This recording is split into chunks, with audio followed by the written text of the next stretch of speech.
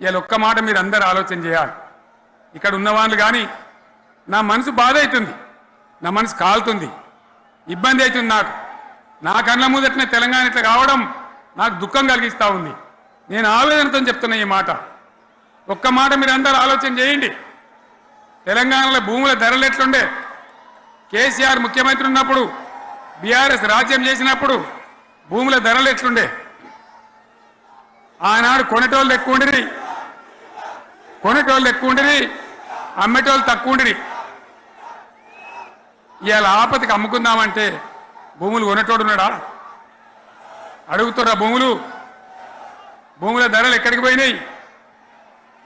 ఎవరికన్నా 5 ఎకరాలు డాంబర్ రోడ్ పక్కకుంటే నేను 5 కోట్ల మనిషిని, నేను కోటీశ్వరుని ధైర్యంలో రైతులు ఉండ్రి. ఇవాళ అడిగేటోడు ఉన్నాడా? ఉన్నదా? ఒక్కటే ఏడాదిలో గింత గల్లంత అవుతుందా? కేసీఆర్ పక్కకు పోగానే ఇంత ఆగమవుతుందా?